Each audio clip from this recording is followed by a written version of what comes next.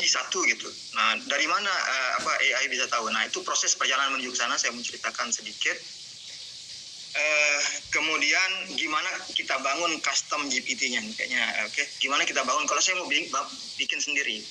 Kenapa? Karena kalau kita pakai punya orang, jadi misalnya Bapak Ibu pakai punya saya, itu nanti kan cara nulisnya itu memang saya yang desain. Misalkan di paragraf pertama kenapa harus seperti apa, paragraf kedua seperti apa, di bagian diskusi cara mendiskusikannya seperti apa, itu saya yang coding, saya yang perintah. Nah, itu saya akan tunjukkan caranya. Siapa tahu bisa dipakai, atau siapa tahu mau bangun sendiri kan. Nah, contohnya. Nah, ini jadi tadi siang saya bikin. Jadi saya buka aja contohnya di mana dia? Ini di sini. Oke, jadi tadi siang saya bikin. Jadi saya itu kan managing editor di jurnal lah, ada jurnal. Kemudian kita ada satu penulis dari Kenya. Kita punya penulis dari Kenya, itu papernya kacau lah, tapi kita perlu karena kita di Indonesia kan perlu penulis dari luar negeri. Jadi editor in chief-nya tuh kasih review komen. Ini beliau profesor di UI, Prof Aris namanya. Dia bikin komen semua. Tapi oke. Terus dia kasih banyak suggestion lah. Ini pindahkan gambarnya segala macam. Terus suggestion yang lainnya itu suruh nah dia pindahkan. Terus dia bilang suruh tambahkan diskusi ini. Tambahkan diskusi tentang ini gitu kan. Nah, ini kan kalau kita tulis itu diskusi itu kan panjang. Terus saya bilang yaudahlah kita bantu penulisnya. Terus saya bantulah dia.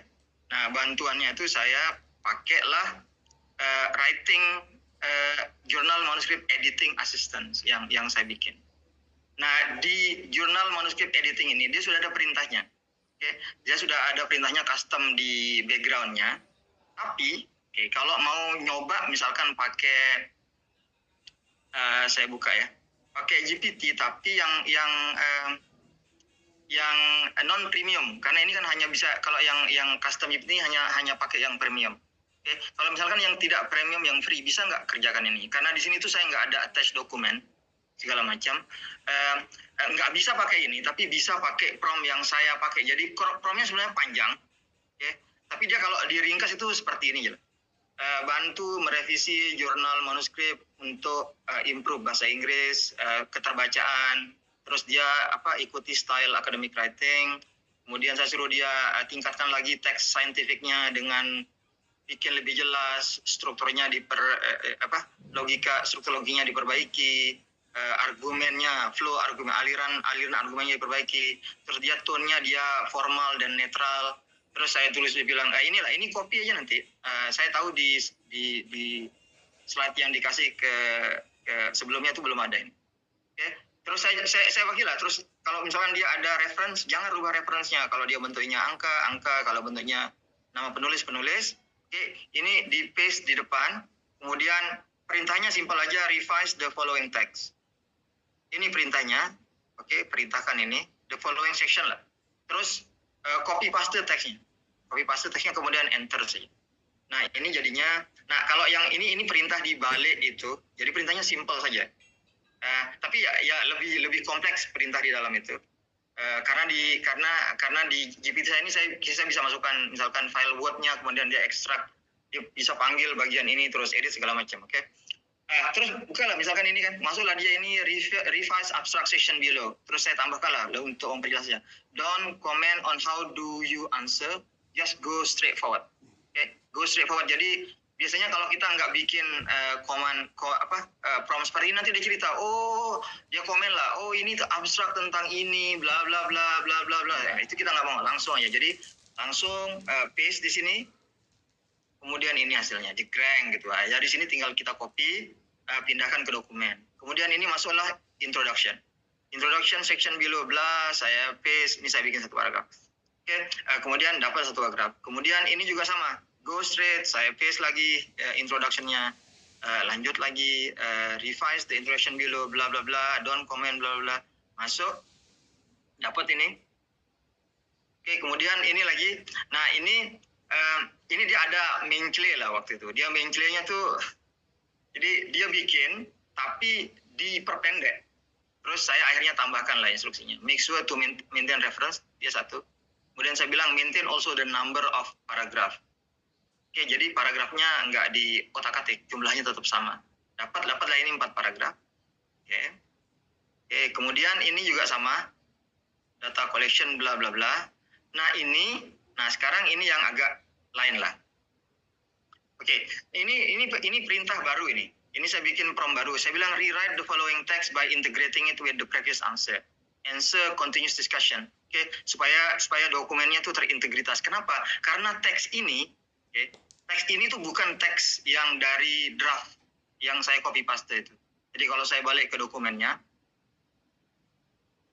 saya balik ke sini. Ini dia yang, sebentar ya. Ini dia yang di highlight hijau tadi. Sorry. Oh, ini yang manuskrip jadinya. Nah, ini yang, mana dia? Sebentar. Nah, ini, please discuss the trend of prevalence bla bla bla. Yang ini saya nggak punya. Yang ini, karena saya bukan ahli demografer, saya pakailah yang S-Site itu.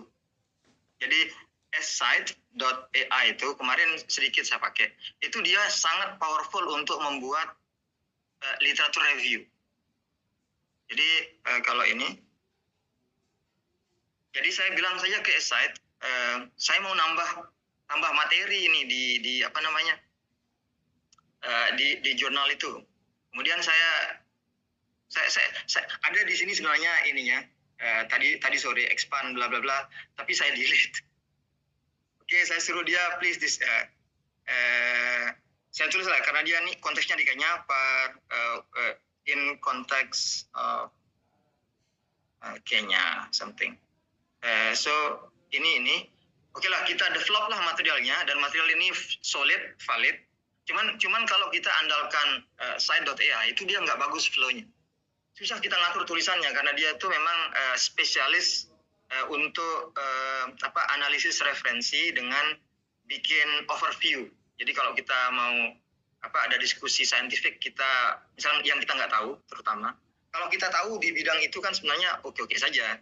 Tapi kalau kita kurang tahu, kita bisa mulai dari sini untuk lihat ada apa. Dapatlah ini kan, dapat ini saya copy, oke. Di copy lah ini, Ctrl C, Ctrl C, kemudian masuk ke sini. Ini, terus saya bagi prompt khusus rewrite the following text by integrating with bla bla bla. Kemudian saya paste yang inilah. Oke. Kemudian ini langsung hasilnya ini kan. Nah, ini yang saya pindahkan ke the demographic and bla bla bla health. Saya pindahkanlah ke sini, the bla bla.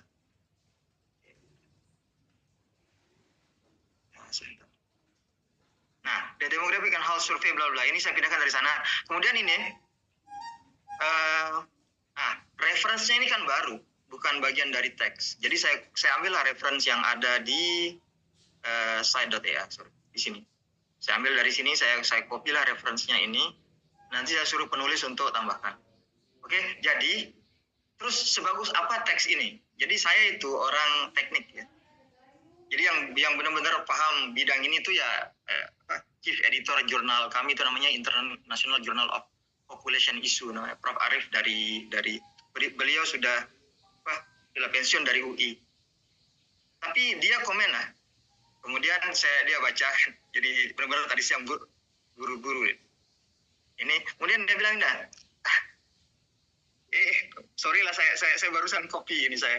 Chatting saya sama beliau lah. Baik, saya baca sekarang. Kemudian ini jam 12 ya. Kemudian ya bla bla sudah ini ya. Oh, hebat kok bisa katanya kan, dia nggak tahu juga. Terus dia baca, terus dia bilang ya udah kayak demografer. Jadi tulisan yang tadi dihasilkan itu seolah seperti yang nulis itu ahli demografi, ahli population issue. Jadi ini saya mau tunjukkan betapa powerfulnya AI ini. Dan itu bisa diperoleh hanya dengan bikin prompt seperti ini. Jadi nggak usah neko-neko, bikin prompt seperti ini sudah bagus. Nah ini hadiah dari saya lah untuk peserta hari ini. Oke, hadiah dari saya. Nah kenapa enggak misalkan Pak, kenapa enggak satu copy paste aja satu manuskrip gitu? Nah itulah kelemahan GPT. Jadi kalau kita suruh dia proses sesuatu yang banyak, dia itu promnya nggak konsisten. Makanya kalau di saya tuh saya kalau bisa jangan lebih dari 3-4 paragraf di satu proses. Ini based on experience lah. Ada orang yang nanya bisa nggak nulis satu sekalian gitu? Ya bisa, tapi hasilnya kurang memuaskan. Jadi kalau pernah belajar aljabar linear lah atau program linear, itu kan biasanya ada satu rule namanya degree of freedom. Jadi kalau kita punya misalkan yang tidak diketahui itu jadi yang tidak diketahui itu dua parameter. Jadi X sama Y. Berarti saya perlu paling tidak 2 persamaan. Kalau saya misalnya di sana tuh ada 3 variabel yang tidak diketahui, berarti kita perlu 3 persamaan. Jadi 3 persamaan, 3 yang tidak diketahui kita perlu 3 persamaan. Kalau ada 4 X, Y, Z, M misalkan dicari itu di persamaannya, kita perlu 4 persamaan. Nah, kalau kita tembak dia dengan banyak, artinya tuh dia banyak yang tidak diketahui. Sementara instruksinya itu minimum. Sehingga dia lari kemana-mana jawabannya. Nah, ini tips yang saya bisa share ke teman-teman lah yang hadir di sini. Oke, ini contohnya powerful. Ini silahkan di copy, di print screen, nanti ambil di rumah. Terus cobalah. Dan ini bisa di copy paste di setiap mau ngedit mau ngedit naskah. Jadi kalau sudah punya naskah introduction misalkan, kalau saya mau improve nih katanya, saya mau pakai bisa aja tulisannya rewrite gitu, ya bisa aja, tapi mungkin kurang bagus, atau coba sendirilah. Nah ini saya hibahkan untuk peserta. Oke, nah kok mudah ada orang teknik tiba-tiba nulis sesuatu tentang demografik ya. Saya nggak ini ya. Jadi kan sebenarnya berarti kan bisa aja, berarti siapa aja bisa menulis asal dia punya otak gitu. Nah ini kan pertanyaan besar. Akhirnya dia mendowngrade fungsi peneliti. Nah ini yang ingin saya tekankan sebenarnya supaya orang itu tidak menggampang. Itu nanti ada Prof. Aris ini yang akan melakukan validitas. Ini benar nggak? Nah dia akan baca, mereview ulang. Terus kita kembalikan ke penulis. Ini dia bilang kan sudah saya kirim Thomas dan Sisi Parwell. Jadi memang teks tadi itu sudah minta konfirmasi ke penulisnya untuk dia cermati lagi. Oke. Nah itu terlalu mudah. Jadi bagaimana dong? Oke. Nah inilah satu saya bilang. Jadi ini saya tampilkan lagi slide ini. Jadi yang kita lakukan sebagai penulis ini kan menghias saja. Oke. Menghias saja. Siapapun, saya tahu lah makeup artist sekarang dia bisa bikin laki-laki jadi cantik gitu. Tapi ya tetap itu kan laki-laki. Orang yang tahu dia bisa mengidentifikasi itu laki-laki. Nah, saya bilang you can put lipstick on a pig, it's still a pig. Jadi riset yang jelek, mau sepandai apapun kita menulis, mau kita gunakan AI secanggih apapun, ya tetap jadi jelek. Ya kita itu menulis yang baik itu fungsinya, dia menunjukkan yang bagus terlihat bagus. Okay. Jangan sampai kerjaan kita yang bagus, ada novelty-nya, proses risetnya itu coherent and comprehensive, argumennya jelas, terus datanya berkualitas, segala macam. Tapi karena kita tidak mampu menulis dengan baik, akhirnya tertutupi dia. Nah itu yang kita ingin cegah. Terus apa yang AI bisa bantu? Dia itu mulai hampir semuanya bisa. Tapi kan nggak bisa di cover semuanya karena waktu saya tinggal setengah jam lagi. Oke. Nah prosesnya itu bisa dari yang paling sini proofreading. Dari editing, revising. Nah proofreading ini apa ya? Proofreading ini biasanya grammar segala macam. Tapi dia nggak bisa memvalidasi kebenaran statement. Itu dari penulisnya. Jadi penulis itu harus baca. Jangan bikin pakai AI terus nggak baca, itu memang secara etik kan nggak benar juga. Tapi ada orang lah yang menggampangkan itu terus dia nggak baca, ya nggak bisa karena dia nggak tahu mana yang benar mana yang salah. Nah itu peranan kita. Ada banyaklah kekurangannya. Misalkan AI terutama ChatGPT ini sangat lemah terhadap analisis angka-angka. Walaupun ya dia bisa nyatut nomor di mana-mana, tapi kalau diperhatikan, nah kalau mudah untuk mendeteksi kalau orang itu over reliance on AI itu kelihatan, banyakan kata-kata aja. Karena memang dia itu kan large language, apa istilahnya? LLM, machine, apa? Model, namanya LLM, large language model. Jadi memang AI ini kan apa ya, mesin itu yang dilatih baca teks. Kenapa dia lemah di angka? Itu lemah di angka ini saya pernah kena batunya. Jadi karena saya terlalu percaya sama AI, saya bikin soal ujian terus saya suruh buat solusinya. Ternyata solusinya salah. Nah kebetulan ujiannya itu matematik. Nah setelah saya baca, oh ternyata saya baca-baca ini memang lemah di angka. Nah terus tadi kan ada, nih saya lupa. Ini kan ada prompting, ini memberikan perintah. Bagaimana cara memerintah yang bagus segala macam? Ini masih misteri lah.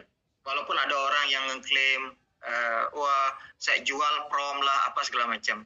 Saya pernah nonton wawancara, jadi CEO-nya OpenAI, ini yang punya ChatGPT dengan Microsoft, dengan cari aja di YouTube ada. Ya itu jawabannya yang punya aja dia nggak tahu gimana cara kerjanya, gimana cara bikin prompt. Ya disuruh aja user explore. Yang jadi nggak ada cara yang pasti. Oke.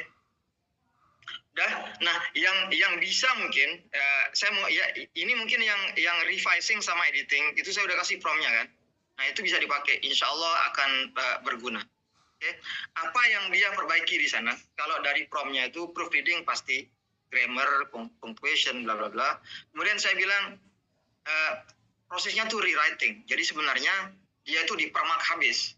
Oke. Jadi dipermak habis itu. Ya apa istilahnya kalau di ini tuh? Ya di totally remake lah, di remake ininya. Terus apa di sana itu ada di grammarnya, di style gaya penulisannya, karena gaya penulisan ilmiah tuh ya lain gitu. Tone-nya jadi dia tuh formal, dibikin nggak casual, nggak. Terus saya juga di sana nyentuh juga argumennya, jadi dia harus argumentatif. Nah itu ini kan istilah-istilah yang dipakai untuk gaya menulis. Oke, revising nih mudah, ya. Relatif mudah dan nggak perlu pakai yang pro. Tapi drafting ini, jadi semakin ke atas kan semakin susah. Nah drafting ini agak berat. Drafting ini agak berat sehingga menurut saya kalau mau benar-benar bagus itu kita harus bikin custom GPT. Kalau enggak nanti dia memang kemana-mana lah. Jadi karena drafting kan panjang. Jadi di awal dia konsisten, kemudian dia berubah. Contohnya misalkan ya prompt yang ini ya. Dia bilang ini kan insert the integrity of reference in the format of author bla bla bla, number bla bla bla. Nah ini biasanya di paragraf pertama, kedua dia konsisten. Begitu dia sudah ketiga kali diminta, keempat kali diminta sudah lain-lain larinya. Sehingga kita perlu ini. Kemudian yang lain-lain yang ini ada banyak ya. Saya bilang pre-writing pun bisa. Jadi kita bisa bantu bikin structure, oke. Tapi ide, kayak sama ini nggak bisa. Di structure bisa. Nah kalau di proses yang ini tuh collect data nggak bisa, tapi analyze data bisa. Jadi ada fitur data analitik itu kayaknya harus ada course ada sesi tersendiri lah, mungkin dibikin free sama Ebismark atau enggak. Itu data analitik menggunakan ChatGPT itu memang benar-benar powerful. Itu dari kita kasih dia misalkan dataset, kemudian kita panggil datanya, kita minta dia, oh ini kalau saya misalkan mau membuktikan ini gimana cara analisisnya, dia cerita nanti caranya. Itu perlu di inilah, perlu lumayan lah. Jadi dulu saya tuh terkendala statistik. Jadi saya ini statistik saya tuh belajarnya tuh simpel aja sampai ANOVA lah apa gitu. Yang simpel-simpel aja, regresi gitu. Saya bisa. Tapi begitu dia sudah mulai complicated, saya nggak bisa. Tapi kan saya nggak bisa tuh saya bisa ngerjakan. Saya malas nyari persamaan segala macam karena di riset saya tuh emang perlunya yang simpel-simpel aja gitu.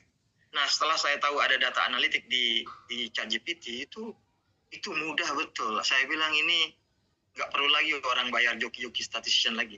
Yang penting kita tahu ininya. Oke. Dan ini bisa sampai ke sini ya. Untuk literature review ya bisa. Saya punya custom GPT untuk nulis literature. Itu cepat lah buatnya bisa. Research problem segala macam itu bisa. Dia ini bisa. Cuman dia inilah.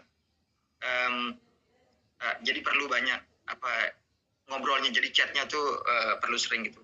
Nah ini banyak, tentunya nggak bisa di cover di pertemuan diskusi malam ini terlalu banyak. Tapi saya coba untuk convey sampai level segini saja ya, sampai level ini.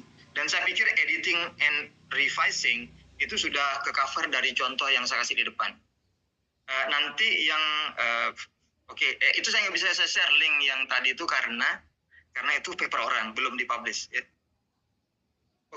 Nah secara tradisional inilah langkah kita untuk nulis ini, kita pre-writing, drafting, revising, editing.